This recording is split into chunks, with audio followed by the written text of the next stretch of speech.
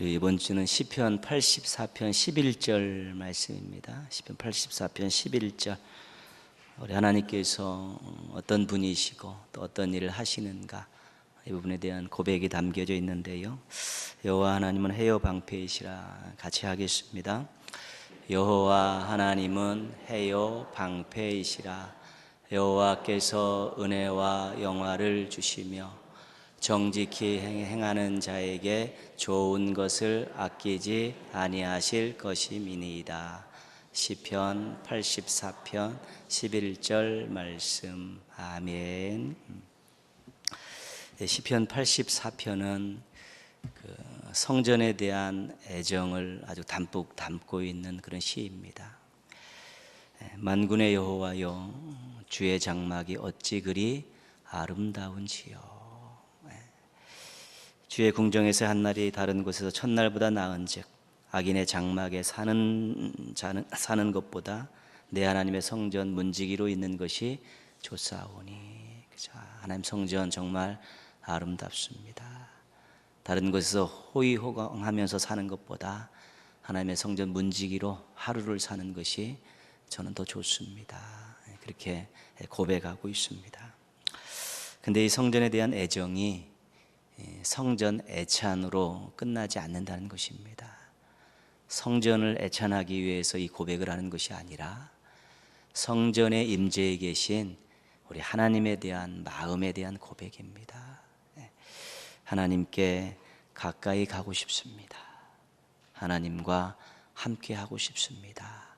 그 마음의 고백을 성전이라는 그런 건물을 향한, 하나님이 임재하는 상징인 그 건물을 향한 그런 고백으로 그렇게 하고 있지만, 실은 하나님께 가까이 가고 싶습니다. 하나님과 함께 하고 싶습니다. 이 고백을 하고 있는 것이죠. 그래서 4절 말씀 보시면 주의 집에 사는 자들은 복이 있습니다. 5절에는 그 마음에 시온의 대로가 있는 자는 복이 있습니다. 12절에는 주께 의지하는 자는 복이 있습니다. 그래서 하나님을 향해 나아가는 것, 그것만 가지고도 복이 있다는 것이죠. 그 성전에 안에 있는 것만 해도 복이 있고, 그 성전에 계신 우리 하나님을 의지하는 것이 복이 있다는 것입니다. 어떻게든지 하나님께 가까이 가고 싶고 하나님께 함께하고 싶습니다. 그것이 제 인생의 복이 되기 때문입니다. 그렇게 고백하고 있죠. 그러면서 오늘 요절 말씀은 뭐냐면, 그 성전에 계신, 내가 가까이 하고 싶고 함께하고 싶은 그 하나님이 어떤 분이신가 고백하고 있죠. 여호와 하나님은 해요 방패이시라. 인도하시고 보호하시는 분입니다. 여호와께서는 은혜와 영화를 주신다. 나에게 참으로 귀한 것들로 채우셔서 나를 높이시는 분이십니다. 여호와 하나님은 정직히 행하는 자에게 좋은 것을 아끼지 아니하시는 분입니다. 채워주시는 하나님이십니다. 하나님 나를 인도하시고 하나님 나를 보호하시고 하나님 나를 높여주시고 하나님 나를 채워주시기 때문에 하나님께 가까이 가고 싶습니다. 하나님께 함께하고 싶습니다. 하나님께 가까이 가는 것만으로도 복된 인생입니다. 하나님과 함께하는 것 복된 인생입니다. 그 하나님을 의지하면 정말 복된 인생입니다. 그 고백이 시편 84편의 고백입니다. 하나님에 대한 분명한 믿음과 고백이 있으면 사모할 수밖에 없습니다. 그리고 찾아 나갈 수밖에 없고요.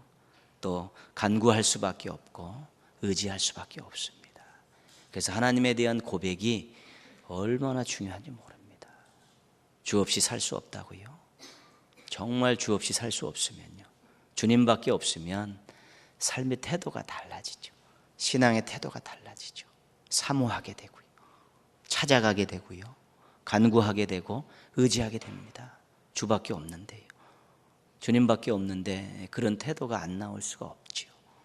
그러나 주밖에 다른 것이 있고, 끊겨놓은 것이 있고 또 보험 들어놓은 것이 있기 때문에 그렇게 사모함도 처절하지 못하고 나아감도 띄엄띄엄 나갈 수밖에 없고, 부르짖는 것도 적당히 하고 의지하는 것도 상황에 맞춰서 의지하고, 그러한 모습들이 보일 수밖에 없는 것입니다.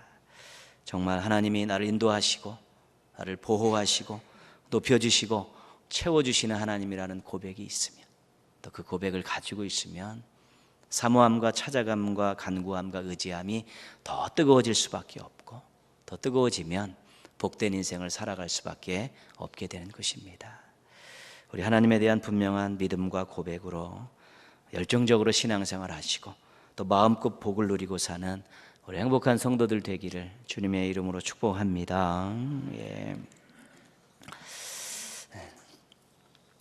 다윗이 40년 통치 기간 동안에 헤브론에서 한 7년 6개월 정도를 통치를 합니다. 그때는 아직 그 사울의 집안을 완전히 제압하지 못한 북쪽 세력들, 베냐민 세력들이 아직도 남아 있었던 그런 기간이라서 실은 반쪽짜리 왕이었죠.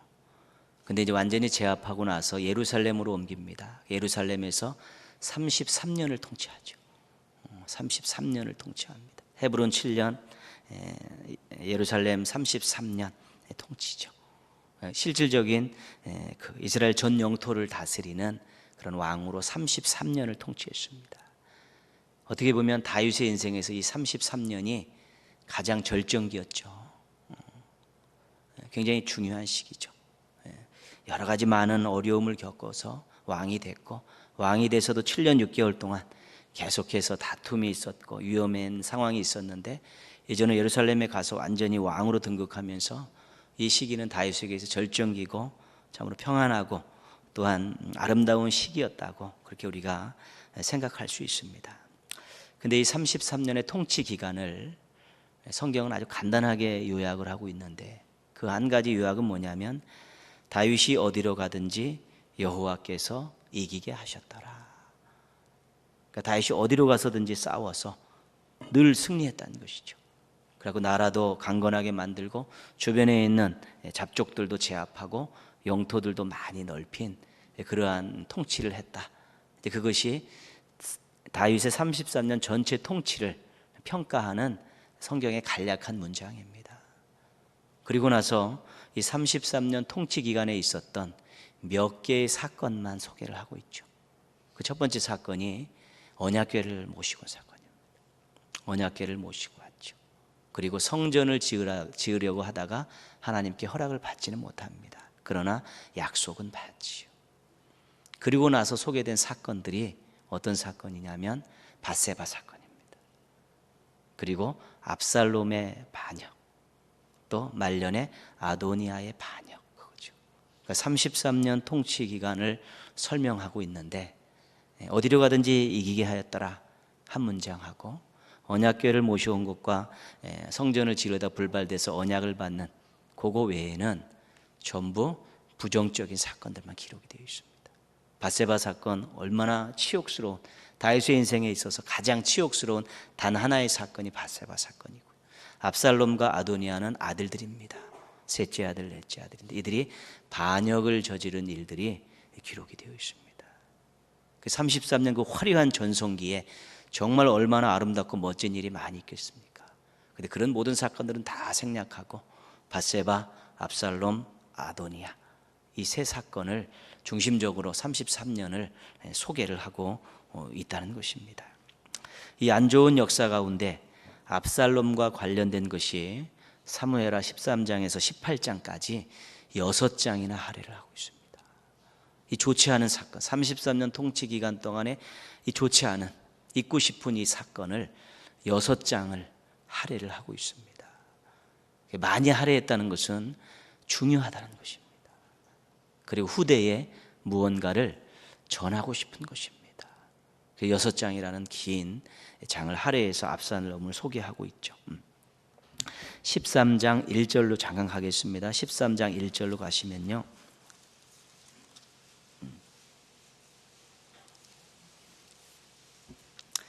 (13장 1절) 한 문장만, 13장 1절 제일 첫 문장만 같이 읽겠습니다. 그 후에 이 일이 있으니라. 그렇죠? 그 후는 밧세바 사건이 있은 후라는 뜻입니다. 밧세바 사건, 우리아의 아내 밧세바를 범하고 우리아를 죽이고 임신한 아들이 죽고 또 임신해서 솔로몬을 낳고 그 일정, 그 밧세바 사건이 있은 이후에, 그 다음에 이 일은 압살롬 사건을 말합니다. 밧세바 사건 이후에 압살롬 사건이 있었더라, 이런 뜻이죠.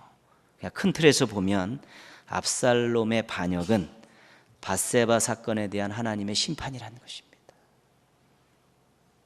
하나님께서 네 집안에 칼이 떠나지 아니할 것이다 라는 그런 심판을 하시죠.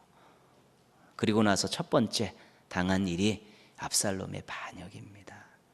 그러니까 6장에 걸쳐 있는 이 압살롬의 이 반역 사건은 다윗의 범죄에 대한 하나님의 심판이라는 그런 하나의 큰 틀을 가지고 기록이 되어 있는 것이죠.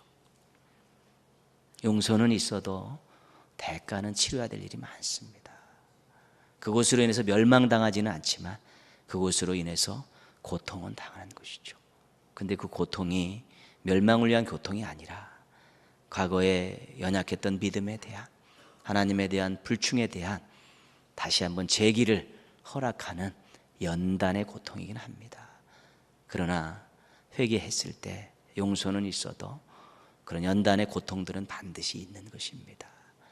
그렇죠. 그것마저 없으면 그냥 쉽게 회개를 가볍게 생각하고 또 그 회개를 통해 다시 절치부심해서 다시는 그따위 짓을 저지르지 않겠다라는 그 마음들이 없고 또 그렇게 저지르지 않기 위한 몸부림들이 없기 때문에 신앙의 성장이 없는 것입니다.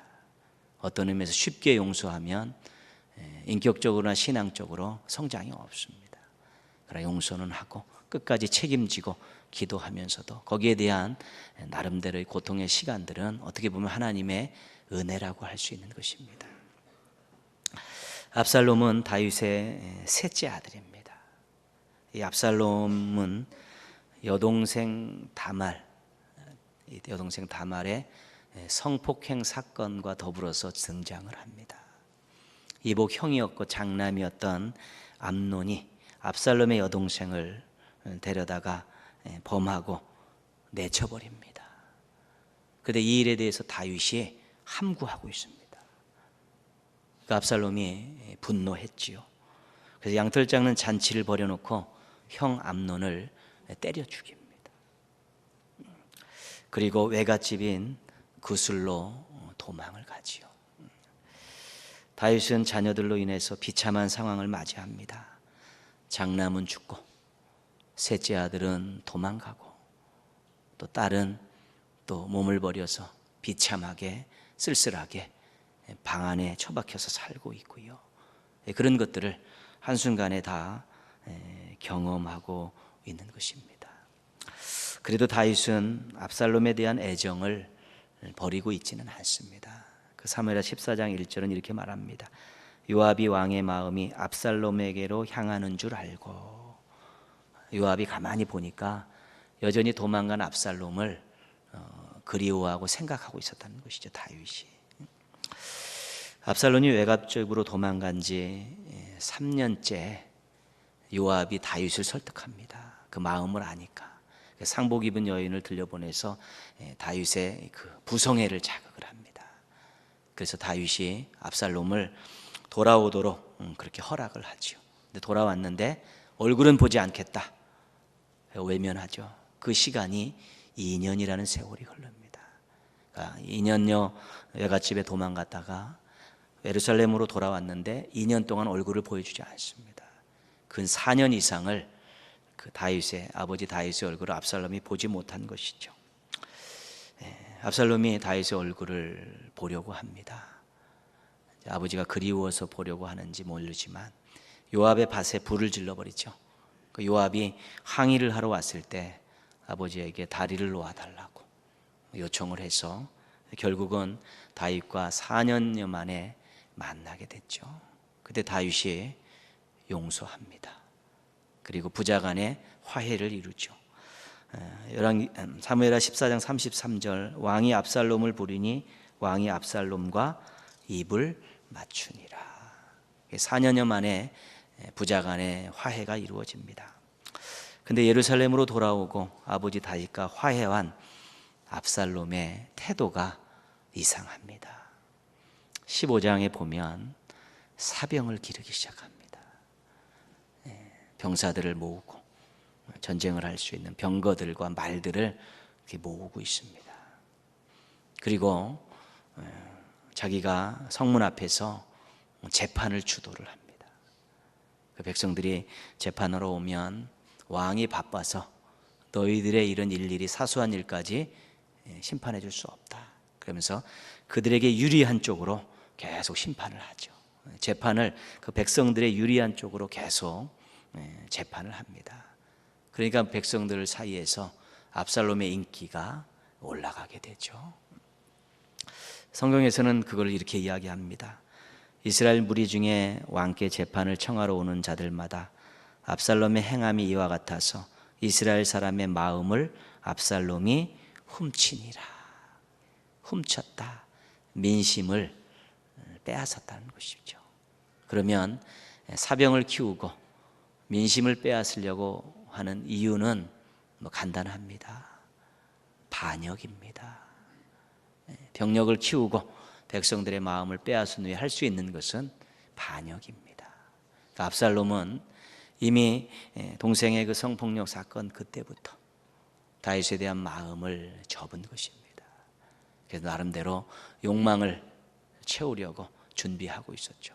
그 기간이 4년이 걸렸고 돌아와서 또 사병을 모으고 백성들의 마음을 빼앗으면서 그가 오랜 세월 동안에 왕의 자리를 노리고 있었던 것이지요.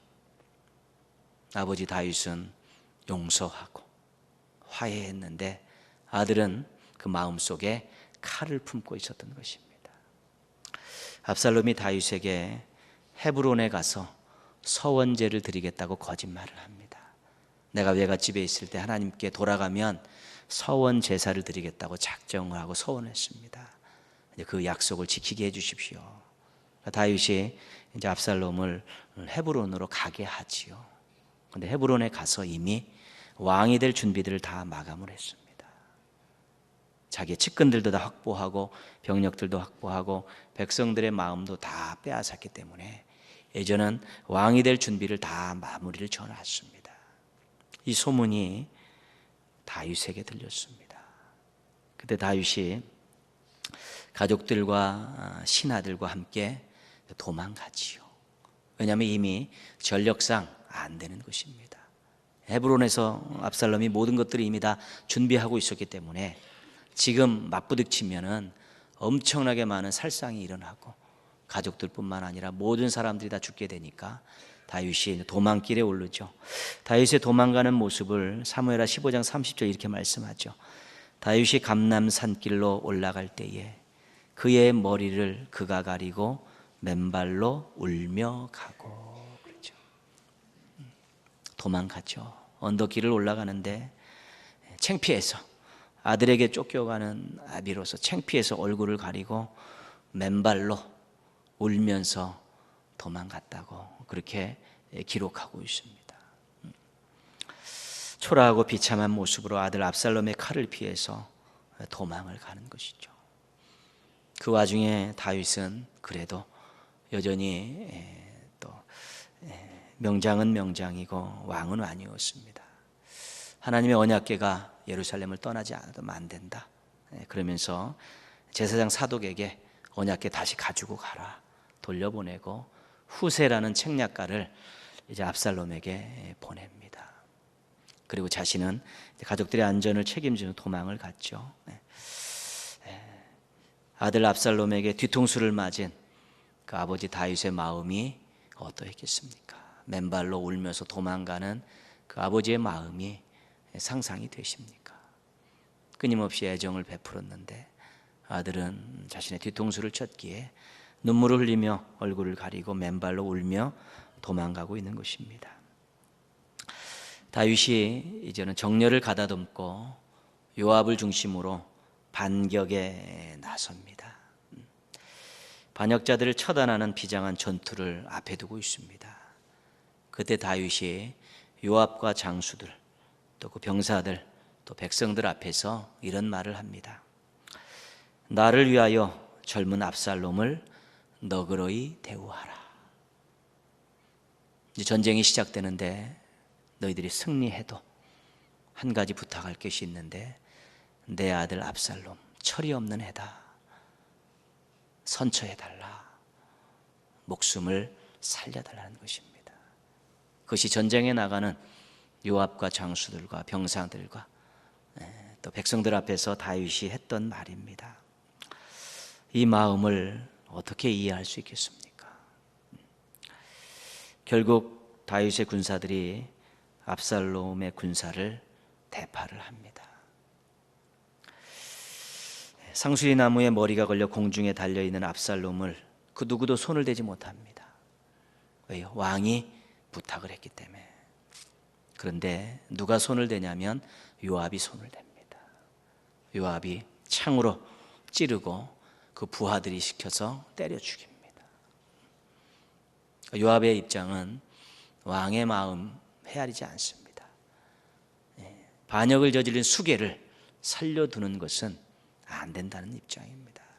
요압도 그가 장군의 입장으로서, 반란군을 진압하는 장수의 입장으로서 그가 취할 도리였던 것은 분명합니다. 그러나 다윗의 간곡한 부탁을 그가 외면하고 압살롬을 쳐 죽이게 됐지요. 역도를 제압했고 다윗은 다시 예루살렘 궁으로 돌아가서 왕자에 앉게 되었습니다. 좋은 일이죠. 기쁜 일이고 감사한 일입니다. 다윗이 전쟁의 결과를 기다리고 있습니다. 근데 다윗은 전쟁의 결과보다도 압살롬의 안위가 더 걱정이 되고 있습니다. 그래서 승전보를 알리는데 거기는 별로 관심이 없습니다.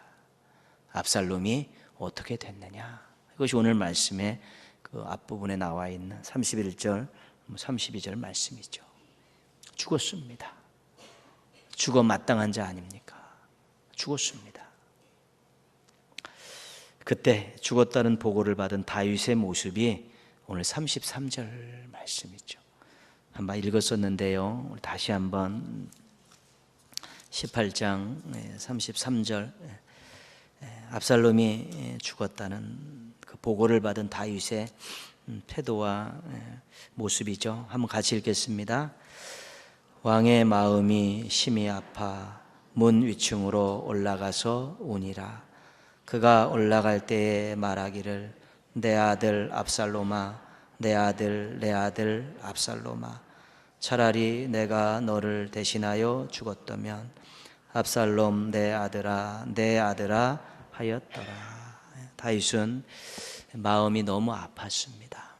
그래서 사람이 보이지 않는 곳에 가서 펑펑 지금 울고 있습니다. 대신 죽지 못한 아버지의 미안한 마음을 토로하고 있는 것이죠. 다윗에게 압살롬은 원수가 아니라 영원한 자식이었습니다. 그것이 아비로서의 다윗의 마음이죠. 자기를 죽이려 했던데, 제 왕자를 뺏으려 했었는데, 그럼에도 불구하고 여전히 자식은 자식이었던 것입니다. 다윗의 아들 압살롬에 대한 그 사랑은 변함이 없었습니다. 자신의 것을 빼앗으려 했고 죽이려 했는데도 여전했습니다. 이것이 이제 부모의 마음이고요, 하나님의 마음이십니다.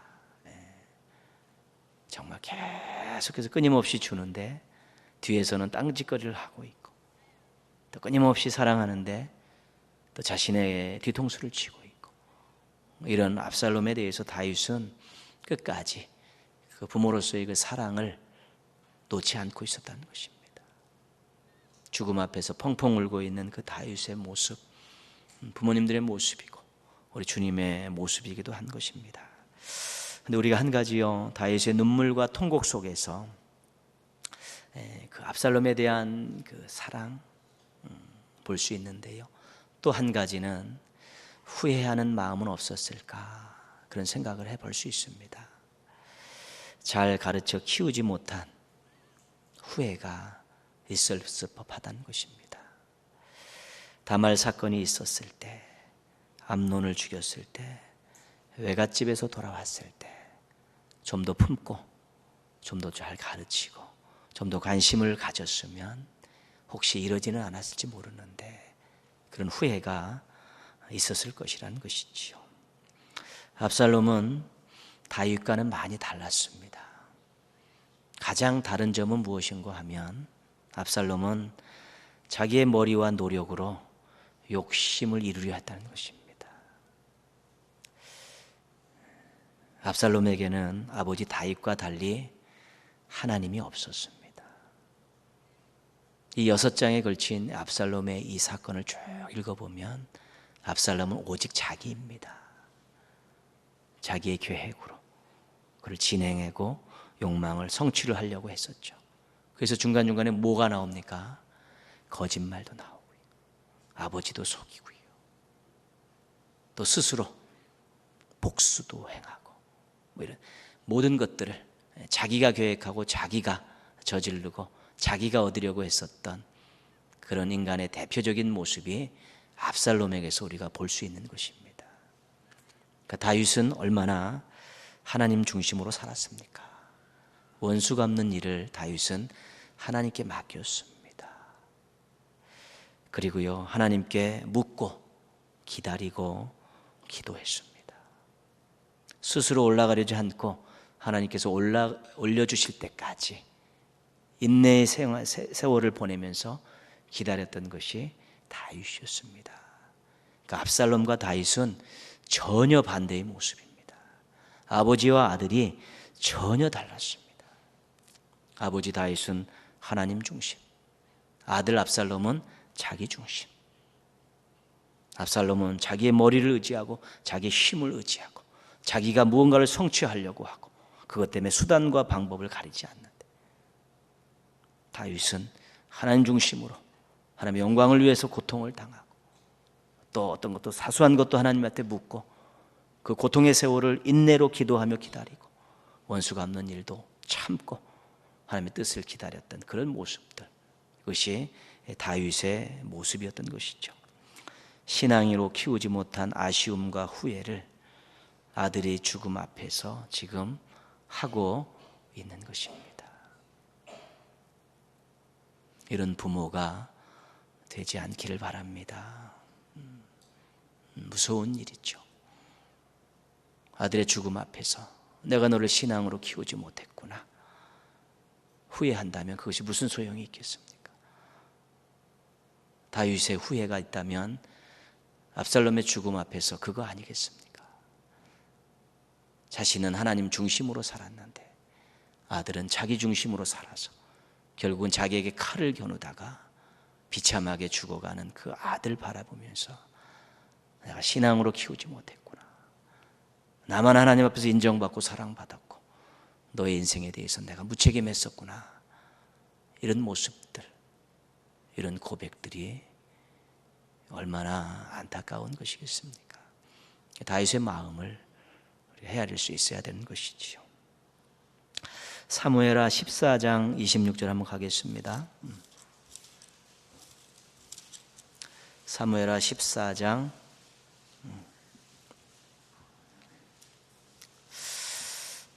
25절 26절 우리 그 압살롬에 대한 이제 그런 평가죠. 소개고. 사무엘하 14장 25절 26절 같이 읽겠습니다. 온 이스라엘 가운데에서 압살롬 같이 아름다움으로 크게 칭찬받는 자가 없었으니 그는 발바닥부터 정수리까지 흠이 없음이라. 그의 머리털이 무거움으로 연말마다 깎았으며 그의 머리털을 깎을 때에 그것을 달아본즉 그의 머리털이 왕의 저울로 200세겔이었더라.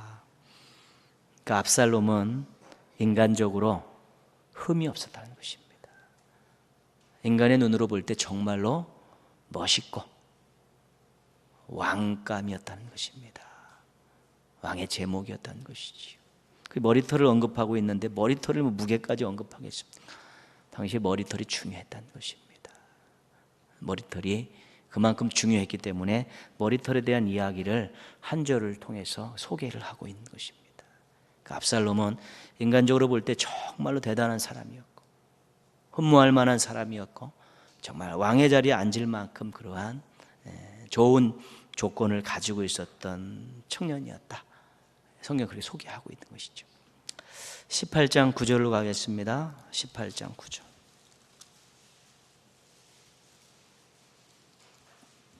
18장 9절. 같이 읽겠습니다. 압살롬이 다윗의 부하들과 마주치니라. 압살롬이 노새를 탔는데 그 노새가 큰 상수리 나무 번성한 가지 아래로 지날 때에 압살롬의 머리가 그 상수리 나무에 걸림에 그가 공중과 그 땅 사이에 달리고 그가 탔던 노새는 그 아래로 빠져나간지라. 압살롬의 인간적인 매력과 강함을 머리털을 가지고 소개를 했습니다. 근데 그 머리털이 압살롬이 죽는 결정적인 계기를 마련해 줬다는 것입니다. 하나님 없는 재능, 하나님 없는 능력이 인간 세상에서는 인정받고 통용될 수 있을지 몰라도 끝까지 하나님이 없는 인생으로 살면 나중에 그것이 올무가 될 수 있다는 것입니다. 무엇을 잘하면 주님 안에서 잘해야 되는 것입니다. 좋은 재능을 갖고 태어났으면 신앙으로 발휘할 수 있도록 도와줘야 되는 것이고요. 또 때로는 그런 것이 없으면 믿음으로 하나님께 구하며 살으라고 그렇게 가르칠 수 있어야 되는 것입니다. 자식 자랑이 자식 자랑으로 끝나면 아무 의미가 없습니다. 자식 자랑은 하나님 자랑으로 맞춰야 되는 것이고요. 하나님에 대한 감사로 마무리되어질 때 그것이 진짜 자식 사랑입니다. 자식 자랑을 자식 자랑으로 마감되면 하나님 인생으로 잘못 키울 수 있습니다. 너에게 좋은 재능을 주신 하나님께 감사하고 이 재능을 하나님 영광을 위해서 사용하도록 하라. 네가 남들과는 조금 부족한 면이 있을지 몰라도 하나님께서는 네 인생 걸음걸음마다 은혜를 주시고 필요할 때마다 좋은 것을 주셔서 너를 통해 영광 받으시길 원하니까 낙심하지 말고 의지하고 기도하고 그렇게 살아라. 어떤 형태에 있어든지 그 인생에 하나님과 연관되어지지 못하면 하나님 없는 인생으로 전락하는 것입니다. 하나님 없는 인생은 그 어떤 인간적인 좋은 조건을 가지고 있다 할지라도 하나님께 영광 돌리지 못합니다. 그냥 자기 인생 안에 그것으로 만족하고 살지만 영혼의 만족은 없습니다. 하나님께 칭찬받는 인생은 될 수 없는 것이죠. 그렇기 때문에 우리가 하나님 있는 인생을 살아가는 것이 얼마나 중요한지 모릅니다. 그래서 쉬지 말고 기도하라고 하는 것이고요. 그것 때문에 범사에 감사할 수 있어야 되라고 말씀하고 있는 것이고요. 하나님 때문에 항상 기뻐할 수 있어야 된다고 말씀하고 있는 것입니다. 그래서 늘 말씀 생활, 기도 생활 하라고 권면하고요. 우리들도 정말 하나님 앞에 제대로 서려는 이 몸부림을 가지고 있어서요. 엄마 아빠는 하나님 없이는 여기까지 올 수 없었다. 너희들도 하나님 의지하고 살아라. 하나님 없는 인생은 안고 없는 찐빵이다. 아무런 의미가 없다. 너에게 주신 귀한 은사들로 능력들로 때로는 너희들이 없는 것이 있다 할지라도 하나님 믿고 의지하고 기도하며 하나님과 함께 더불어가는 그런 인생들을 살 때 너희 인생을 하나님께서 책임져 주신다라고 그렇게 믿고 살아야 되고 그렇게 가르치고 살아야 되는 것입니다. 그래야 믿음의 명문 가문을 이룰 수 있는 것입니다. 그 어떤 인간적인 조건을 가지고 아름다운 인생, 아름다운 가정을 만들었다 할지라도 하나님 없으면 아무것도 아닙니다. 사상누각입니다. 그것이 성경의 전편에 걸쳐 흐르는 아주 중요한 내용 아니겠습니까? 초라한 인생이 하나님 믿고 의지하며 쓰임받는 것이고요. 좋은 인간적인 조건을 가지고 태어나도 하나님 없으면 쓰임받지 못하는 것입니다. 다윗은 하나님 중심의 인생을 살았고 그 아들 압살롬은 하나님 없는 인생을 살았는데 이 두 가지를 성경 6장에 걸쳐 비교하면서요. 하나님 있는 인생을 살라고 하나님 있는 인생을 살도록 자녀들을 가르치라고 오늘 우리들에게 하나님께서 외치고 계신 것입니다. 압살롬 뒤틀린 영성의 길이라는 책에 그 조호준 목사님이 친 책인데요. 그 책에 이렇게 이야기합니다. 압살롬은 하나님이 주시는 비전이 아닌 사람이 세우는 목표, 하나님의 인도하심이 아닌 사람의 방법, 하나님의 복주심이 아닌 사람의 성취가 얼마나 뒤틀린 영성인지를 보여준다.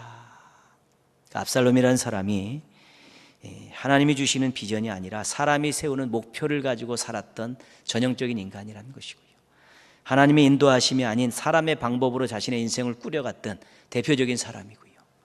하나님의 복주심이 아닌 사람의 성취를 통해서 무언가를 이루기로 했었던 뒤틀린 믿음을 가지고 있는 대표적인 인물이라고 그렇게 결론을 맺고 있습니다.